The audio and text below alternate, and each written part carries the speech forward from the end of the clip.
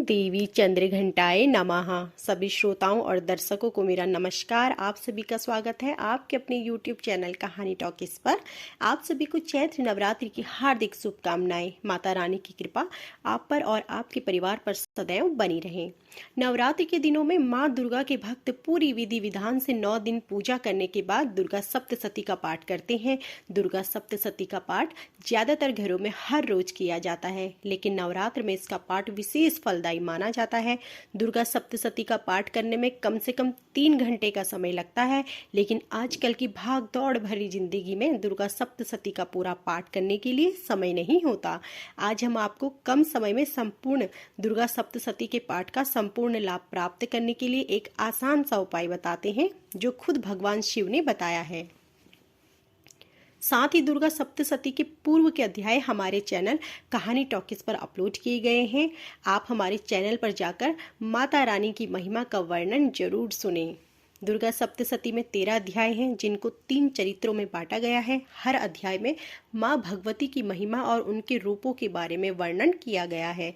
दुर्गा सप्तशती का प्रथम चरित्र में मधु कैटभ वध कथा, मध्यम में महिषासुर का संहार और उत्तर चरित्र में शुभ निशुंभ वध और सूरत एवं वैश्य देवी माँ से मिले वरदान का विवरण है। पुराणों के अनुसार भगवान शिव ने माता पार्वती को यह उपाय बताया था। उन्होंने माता पार्वती को कहा था कि इनका पाठ करने से पुण्य फल की प्राप्ति होती है और संपूर्ण दुर्गा सप्तशती के पाठ का लाभ भी प्राप्त होता है।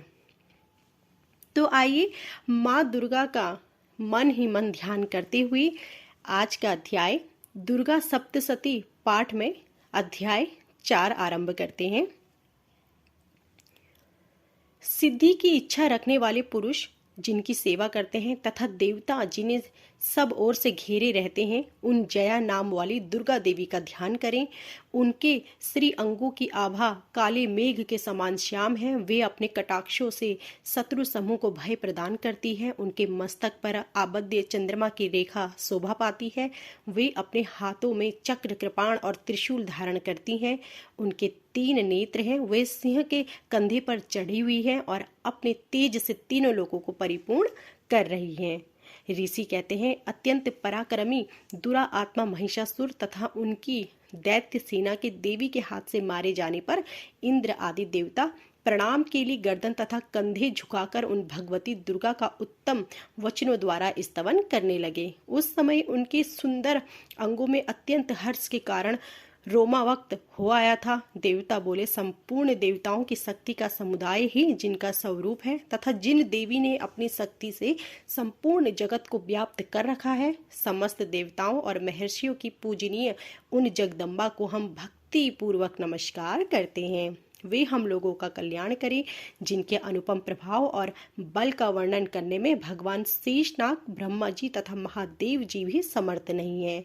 वे भगवती चंडी का संपूर्ण जगत का पालन करती हैं एवं अशुभ भय का नाश करने का विचार करें। जो पुण्य आत्माओं के घरों में स्वयं ही लक्ष्मी रूप से, पापियों के यहाँ दरिद्रता रूप से, शुद्ध अंतःकरण काल वाले पुरुषों के हृदय में बुद्धि रूप से, सत पुरुषों में श्रद्धा रूप से तथा कुलीन मनुष्यों में लज्जा रूप से निवास करती हैं, उन आप भगवती दुर्गा को हम नमस्कार करते हैं। देवी, आप संपूर्ण विश्व का पालन कीजिए।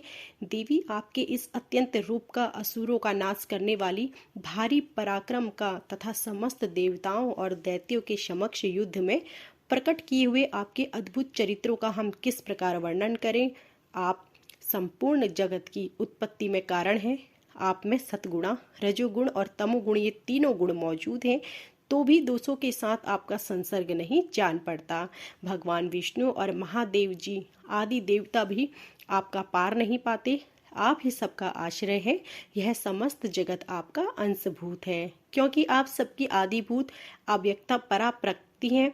देवी, संपूर्ण यज्ञों में जिसके उच्चारण से सब देवता तृप्ति लाभ प्राप्त करते हैं, वह स्वाहा आप ही हैं। इसके अतिरिक्त आप पितरों की भी तृप्तिता कारण है, अतएव आप सब लोग आपको स्वधा भी कहते हैं। देवी, जो मोक्ष की प्राप्ति का साधन है, महाव्रत स्वरूपा है, समस्त दोषों से रहित है, तत्व को ही सार वस्तु मानने वाले तथा मोक्ष की अभिलाषा रखने वाले मुनिजन जिनका अभ्यास करते हैं, वह भगवती पराविद्या आप ही हैं। आप शब्द स्वरूपा है, अत्यंत निर्मल ऋग्वेद, यजुर्वेद तथा उद्गीत के मनोहर पदों के पाठ से युक्त सामवेद का भी आधार आप ही हैं। इस विश्व की उत्पत्ति एवं पालन के लिए आप ही वार्ता के रूप में प्रकट हुई हैं। आप संपूर्ण जगत की घोर पीड़ा का नाश करने वाली हैं। देवी, जिससे समस्त शस्त्रों के सार का ज्ञान होता है, वह मेधा शक्ति आप ही है। दुर्गम भाव सागर से पार उतारने वाली नौका रूप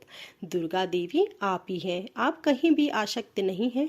कैटअप के शत्रु भगवान विष्णु के वक्ष स्थल में एकमात्र निवास करने वाली भगवती लक्ष्मी तथा भगवान चंद्रशेखर द्वारा सम्मानित गौरी देवी भी आप ही हैं।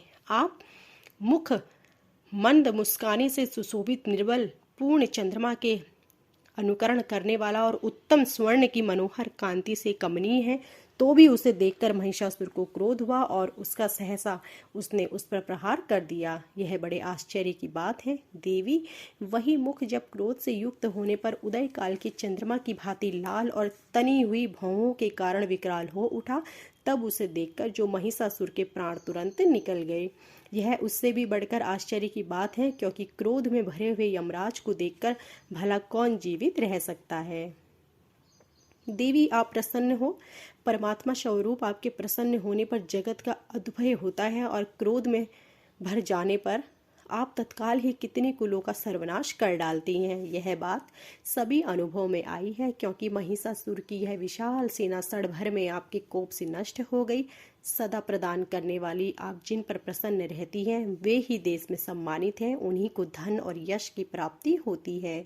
उन्हीं का धर्म कभी शिथिल नहीं होता। वे ही अपने हष्ट विष्ट पुष्ट स्त्री पुत्र और भृत्यों के साथ धन्य माने जाते हैं। देवी, आपकी ही कृपा से पुण्य आत्मा पुरुष प्रतिदिन अत्यंत श्रद्धा पूर्वक तथा सब प्रकार के धर्मानुकूल कार्य करता है और इसके प्रभाव से स्वर्ग लोक में जाता है। इसलिए आप तीनों लोकों में निश्चय ही मनोवांछित फल देने वाली हैं। माँ दुर्गे, आप स्मरण करने पर प्राणियों का भय हर लेती हैं और स्वस्थ पुरुष द्वारा चिंतन करने पर उन्हें परम कल्याण में बुद्धि प्रदान करती हैं, जिसका चित्त सबका पार करने के लिए सदा ही दायी रहता है। देवी, इन राक्षसों के मारने से संसार को सुख मिले तथा ये राक्षस चिरकाल तक नरक में रहने के लिए भले ही पाप करते रहे हो, इस समय संग्राम में मृत्यु को प्राप्त होकर स्वर्ग लोक में जाए, निश्चय ही यही सोचकर आप शत्रुओं का वध करती हैं। आप शत्रुओं पर शस्त्रों का प्रहार क्यों करती हैं? समस्त असुरों को दृष्टि पात मात्र से ही भस्म क्यों नहीं कर सकती? इसमें एक रहस्य है। ये शत्रु भी हमारे शस्त्रों से पवित्र होकर उत्तम लोकों में जाएं। इस प्रकार उनके प्रति भी आपका विचार अत्यंत उत्तम रहता है। तेज भयंकर तृप्ति से तथा आपके त्रिशूल के अग्रभाग की धनीभूति प्रभाव से चौंधियाकर जो असुरों की आंखें फूट नहीं गई, उसके कारण यही था कि वे मनोहर रश्मियों से युक्त चंद्रमा के समान आनंद प्राप्त करने वाले आपके इस सुंदर मुख का दर्शन करते थे। देवी, आपका शील दुराचारियों के बुरे बर्ताव को दूर करने वाला है। साथ ही यह रूप ऐसा है जो कभी चिंतन में नहीं आ सकता, जिससे कभी दूसरों की तुलना नहीं की जा सकती, तथा आपका बल और पराक्रम तो उन दैत्यों का भी नाश करने वाला है जो कभी देवताओं के पराक्रमों को भी नष्ट कर चुके थे। इस प्रकार आपने शत्रुओं पर अपनी दया ही प्रकट की है।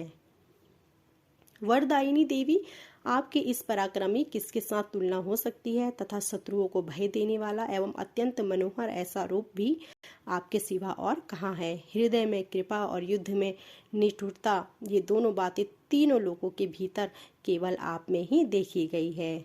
अपने शत्रुओं का नाश करके इस समस्त त्रिलोक की रक्षा की है। उन शत्रुओं युद्ध भूमि में मारकर स्वर्ग लोक में पहुंचाया है तथा दैत्यों से प्राप्त होने वाले हम लोगों के भय को दूर किया है। आपको हमारा नमस्कार है। देवी, आप शूल से हमारी रक्षा करें। अंबिके, आप खड्ग से हमारी रक्षा करें। घंटा की ध्वनि और धनुष के टंकार से हम लोगों की रक्षा करें। चंडिके, पूर्व पश्चिम दक्षिण दिशा में आप हमारी रक्षा करें तथा ईश्वरी, अपने त्रिशूल को घुमाकर आप उत्तर दिशाओं में हमारी रक्षा करें। तीनों लोकों में आपके जो परम सुंदर एवं अत्यंत भयंकर रूप विचरते रहते हैं, उनके द्वारा भी आप हमारी तथा भूलोकों की रक्षा करें। अंबिके, आपके हर पल्लाव में शोभा पाने वाले खड़ग, शूल और गदा आदि जो जो अस्त्र हो, सब उनके द्वारा अब आप सभी ओर से हम लोगों की रक्षा करें।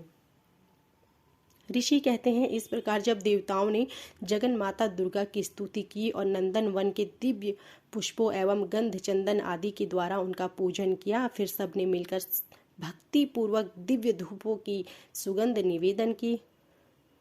तब देवी ने प्रसन्न होकर प्रणाम करते हुए सब देवताओं से कहा।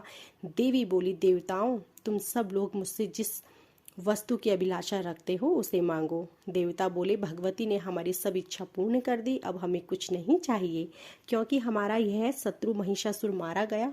महेश्वरी, इतने पर यदि आप हमें और वर देना चाहती हैं तो हम जब जब आपका स्मरण करें तब तब आप हमें दर्शन दें, हम लोगों के महान संकट दूर कर दिया करें तथा प्रसन्न मुखी अंबिके, जो मनुष्य इन स्तोत्रों द्वारा आपकी स्तुति करें उसे वित्त, समृद्धि और वैभव देने के साथ ही उसकी धन और स्त्री आदि संपत्ति को भी बढ़ाने के लिए आप सदा हम पर प्रसन्न रहें। ऋषि बोले, राजन, देवताओं ने जब अपने तथा जगत के कल्याण के लिए भद्रकाली देवी को इस प्रकार प्रसन्न किया, तब वे तथास्तु कहकर अंतर्ध्यान हो गई। भोपाल, इस प्रकार पूर्व काल में तीनों लोगों का हित चाहने वाली देवी जिस प्रकार देवताओं के शरीर से प्रकट हुई थी, वह सब कथा मैंने कह सुनाई। अब पुनः देवताओं का उपकार करने वाली वे देवी दुष्ट दैत्यों तथा शुंभ निशुंभ का वध करने एवं सब लोगों की रक्षा करने के लिए गौरी देवी के शरीर से जिस प्रकार प्रकट हुई थी, वह सब प्रसन्न मेरे मुख से सुनो, मैं उसका तुमसे यथावत वर्णन करता हूं। इस प्रकार श्री मार्कंडेय पुराण में सावर्णिक मनवंतर की कथा के अंतर्गत देवी महात्म्य में शुक्रादि स्तुति नामक चौथा अध्याय पूरा हुआ। तो यह थी आज की हमारी संपूर्ण अध्याय। आशा करती हूँ कि आपको हमारी यह दुर्गा सप्तशती पाठ में अध्याय 4 पसंद आया होगा। ऐसे ही व्रत कथाओं, पूजन विधि तथा आगे के अध्यायों को सुनने के लिए हमारी वीडियो को लाइक करें, शेयर करें, कमेंट करें और हमारे चैनल को सब्सक्राइब करें और बेल आइकन दबाएं, जिससे कि ऐसी ही वीडियो प्रसारित होते ही आपको जानकारी मिल सके। आप सभी का धन्यवाद।